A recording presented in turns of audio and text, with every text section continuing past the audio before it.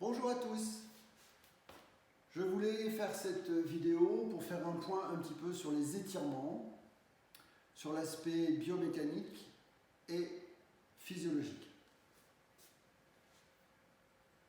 Lorsqu'on parle d'étirement, on entend souvent un langage du style c'est de l'étirement actif, c'est de l'étirement passif, c'est du statique, c'est du dynamique, c'est de la balistique, c'est du contracté, relâché, étiré, voire du contracté, étiré, voire du contracté, relâché. Qu'en est-il réellement? La première chose, lorsque l'on va parler d'étirement, il faut placer son référent. Est-ce que je vais avoir un référent qui va être le sujet pratiquant, ou est-ce que je vais avoir comme référent le muscle du pratiquant? C'est très important parce que ça va changer toute la structure du langage.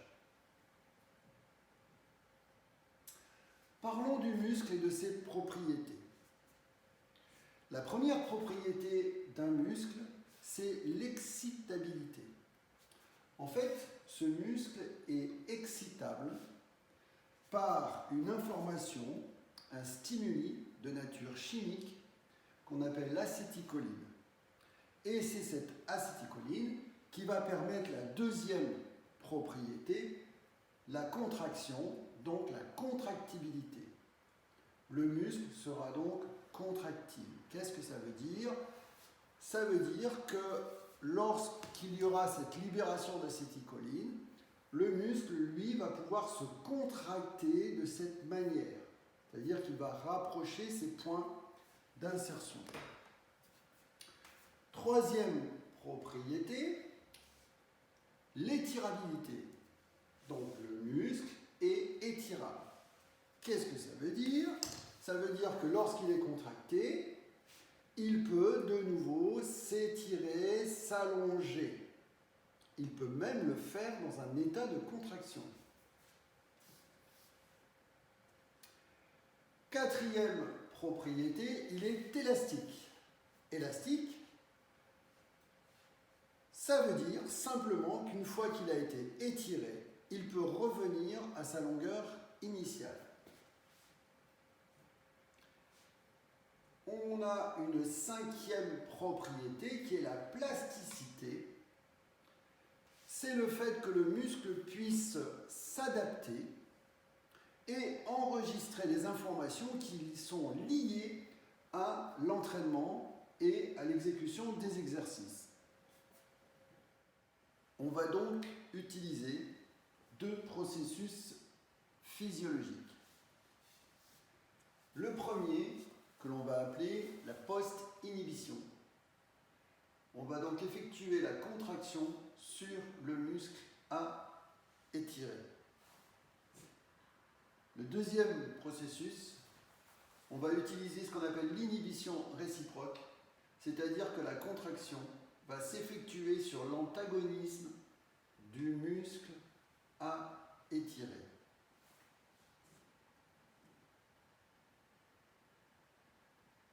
Lorsque je vais faire la contraction sur le muscle à étirer, je serai donc en post-inhibition.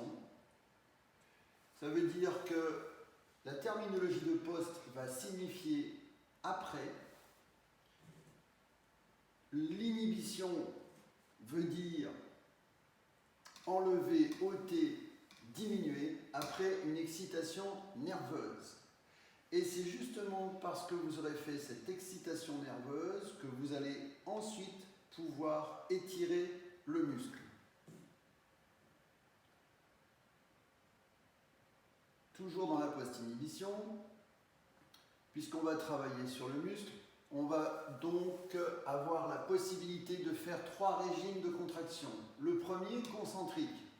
Ça veut dire que mon muscle va se contracter en raccourcissant ses fibres.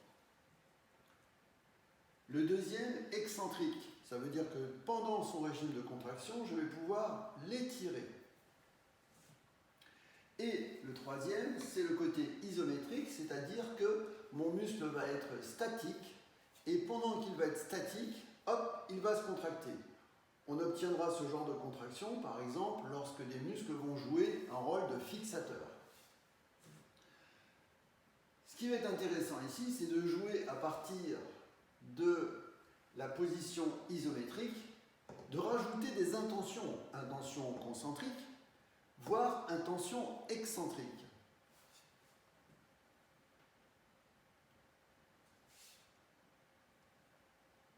Je reprends la première partie. Contraction isométrique ici, ce qui va me donner une intention concentrique des ischio-jambiers. Et ensuite, bien sûr, je vais pouvoir provoquer l'étirement. Je passe maintenant à l'inhibition réciproque. L'inhibition réciproque, vous connaissez ce que veut dire le mot inhibition, enlever, ôter, diminuer après une excitation nerveuse. Par contre, la contraction, elle, va se faire sur l'antagoniste. Exemple, je vais donc contracter mon quadriceps qui va être l'antagoniste de mes ischio-jambiers qui, eux, vont être étirés.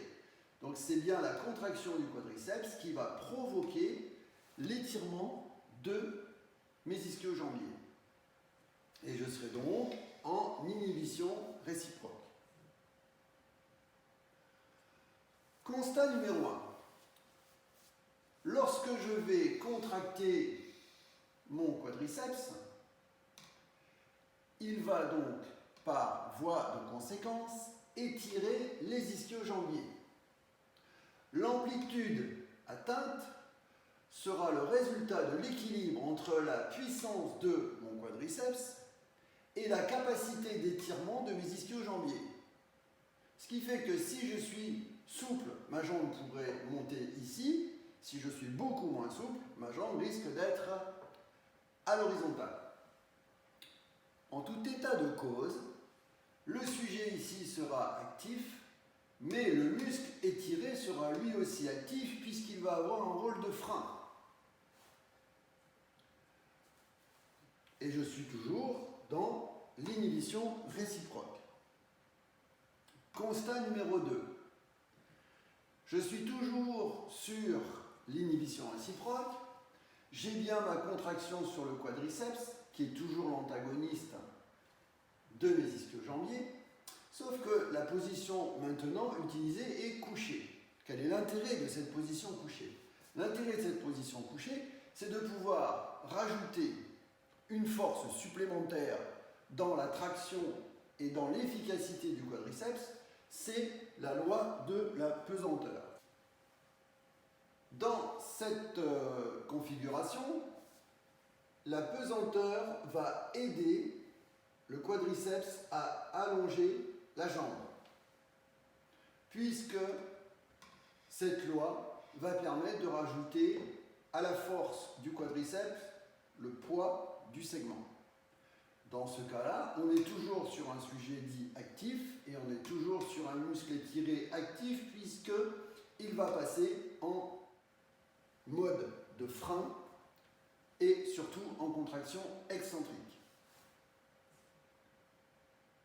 Constat numéro 3. Nous sommes ici maintenant dans le travail de post-inhibition, donc de pouvoir faire l'étirement après sa propre contraction.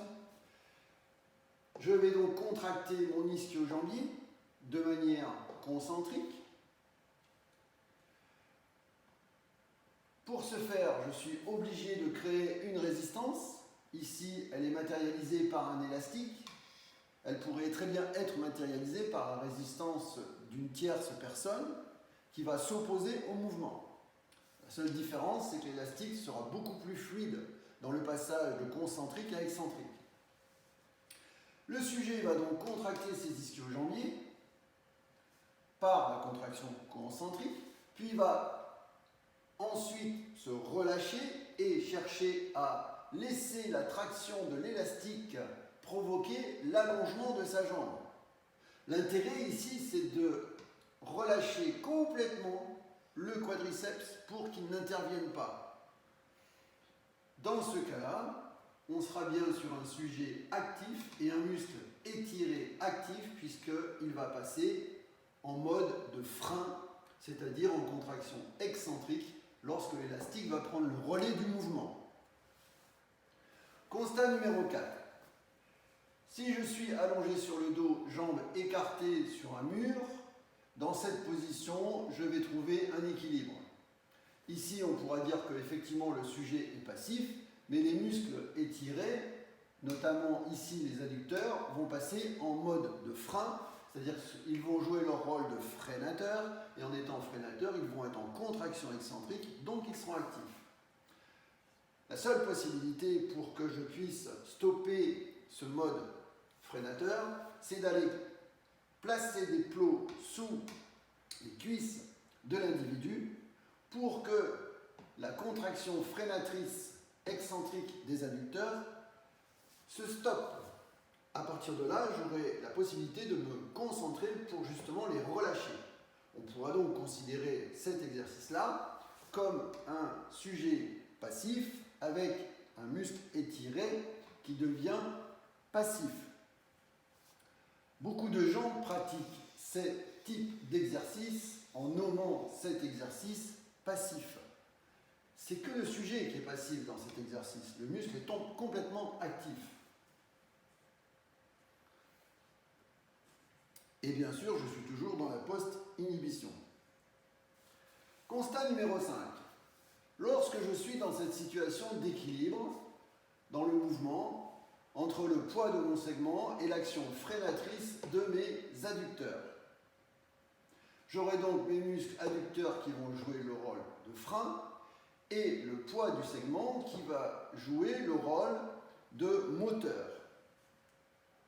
Ce qui devient très intéressant, c'est de chercher à développer le contrôle moteur musculaire.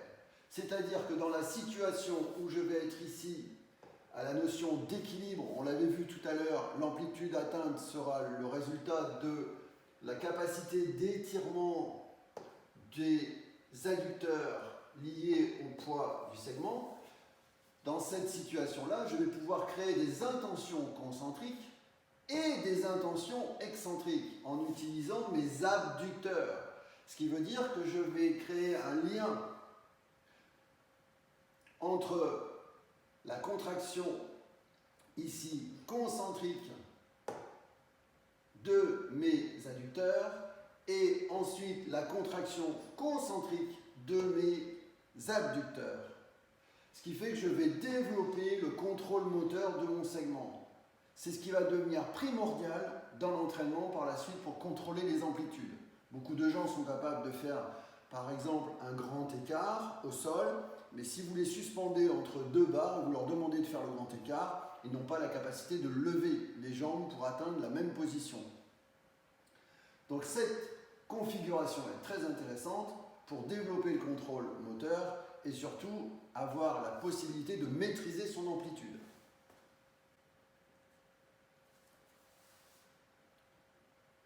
Conclusion, on peut dire que le terme d'étirement passif est complètement inapproprié tant que l'on se réfère au muscle, car il sera toujours dans une action freinatrice, donc en contraction excentrique.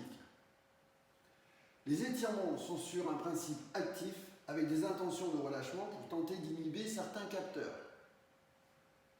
Il y a beaucoup de travail à faire au niveau de la compréhension des capteurs lors de pratiques d'étirement. Ce n'est que lorsque l'individu sera en situation de référence qu'il sera possible d'utiliser le terme passif. Je ne rentre pas ici dans les détails de conceptualisation du temps de contraction, du temps de relâchement et du temps d'étirement, ni la place que prend la respiration et l'inspiration et l'expiration dans l'étirement. Ce n'est pas le propos de ce diaporama. Si ça vous intéresse d'en savoir un peu plus sur la notion d'étirement, vous avez une version publique qui s'appelle « Étirement et renforcement musculaire » aux éditions Amphora. Et pour les kinésiologues qui veulent se spécialiser dans la notion d'étirement, vous avez « Étirement, source d'énergie, bien-être et performance ». Vous pourrez donc me retrouver sur inforted.com dans la formation de kinésiologue avec une spécialisation possible sur les étirements dans le centre de formation de kinésiologie de Roquebrune-sur-Argence. Je vous souhaite à tous et à toutes une bonne pratique.